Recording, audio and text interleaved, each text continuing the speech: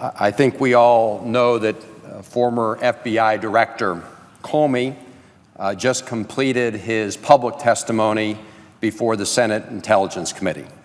He testified about how President Trump asked him to pledge his loyalty to him personally, and how the president asked the FBI to drop the investigation into former National Security Advisor Michael Flynn. We also know that last December, Michael Flynn had a discussion with the Russian ambassador to the United States, Ambassador Kislyak, about dropping some of the economic sanctions that the United States has imposed on Russia. We also know that Michael Flynn subsequently lied about that conversation. We also know, and former Director Comey discussed it today, that he was fired by President Trump after he refused to pledge his loyalty to the president and did not drop the investigation into Michael Flynn. All of that has led to the appointment of a special counsel, Bob Mueller, who has now taken over the executive branch portion of the investigation. An investigation which will likely go on for some time, and it is essential for the good of the country that we get to the truth of what happened and get a full accounting and report. As that investigation proceeds, Mr. President, there's one thing that should not wait, and that's really what I want to talk about today. And that is the need to take action against Russia for interfering in our democratic process and in our elections. There is no excuse for inaction on that front.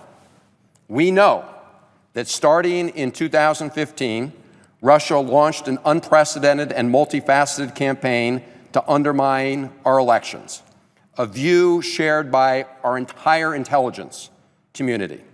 The Kremlin, according to the former Director of National Intelligence Clapper, wanted to, and I quote, undermine public faith in the U.S. democratic process, unquote.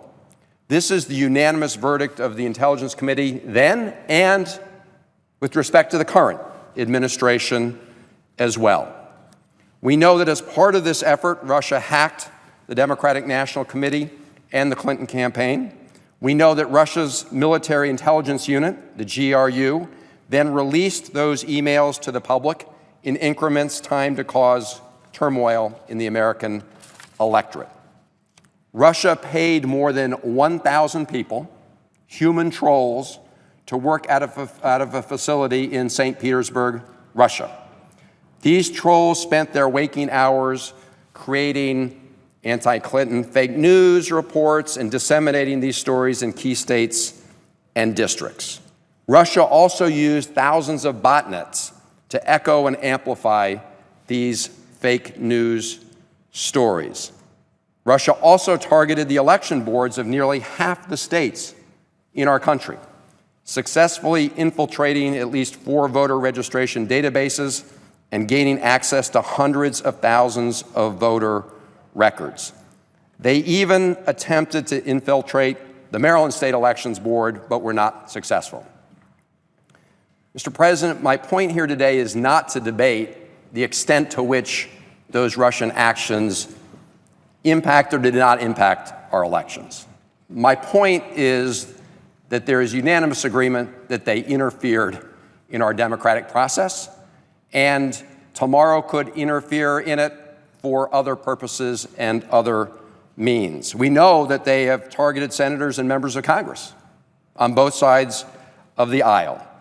And we can expect, especially if we don't take action, that these attacks will only grow in their pace and sophistication as we head into future elections. We also know that Russia's attack on democratic forms of government reaches well beyond our own borders.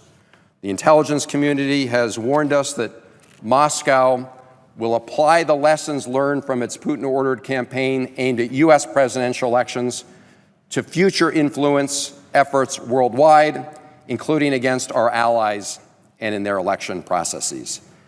In the months following our election, we've seen Russia use a similar disruption strategy to try and undermine moderate candidates throughout Europe, including elections in France, the Netherlands. The Kremlin has also targeted German Chancellor Merkel's Christian Democratic Party and German state computers. The goal of these Russian attacks against our democracy and those of our allies is clear. Testimony before Congress this year from experts across the political spectrum have stated that their goal is straightforward: undermine confidence in our democratic process, generate doubt about the legitimacy of our elections, and undermine the unity and resolve of the NATO alliance. They want to undermine confidence in those democracies and undermine the unity that has been demonstrated through NATO over many, many decades. So, Mr. President, we've seen these unprecedented attacks on our democracy and on the democracy of our allies.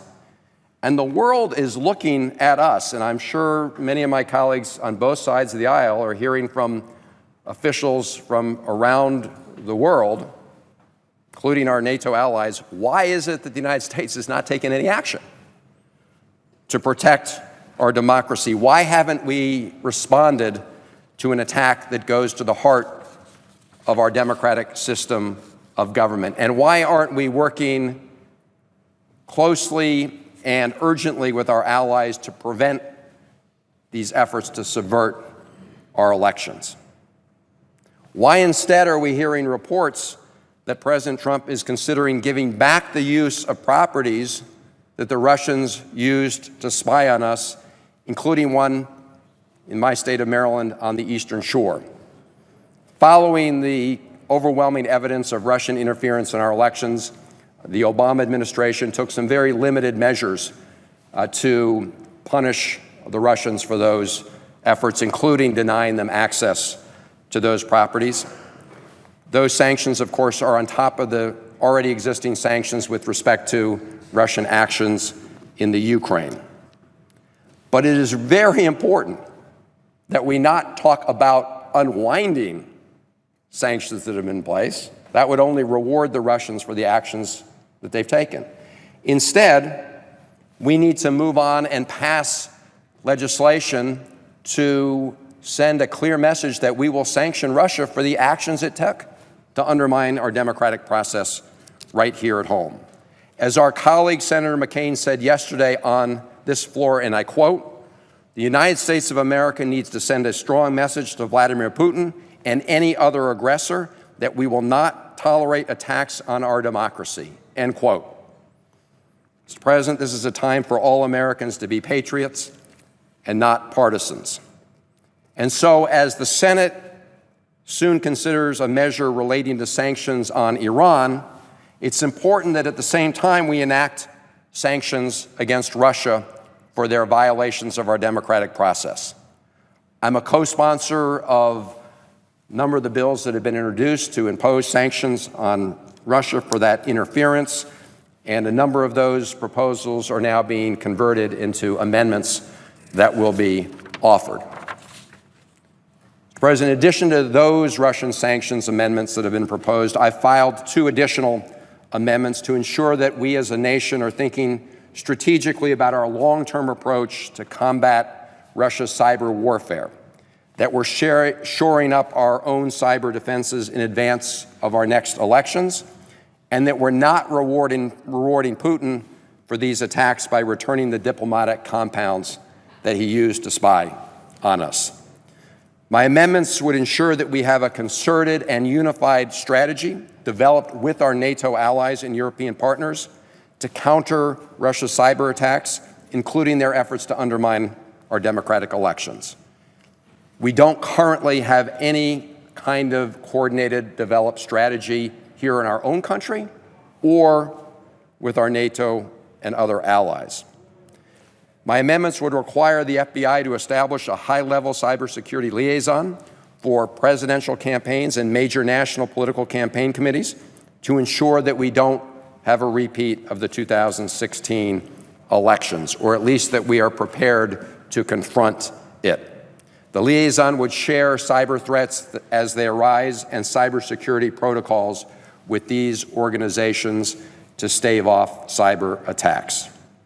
These amendments would also prevent the executive branch from returning the diplomatic compounds that Russia used to spy on us. It would prevent the return of those compounds until the Secretary of State certifies that Russia is no longer conducting cyber attacks against the United States that threaten our national security, that or cyber attacks to undermine our economy or financial stability.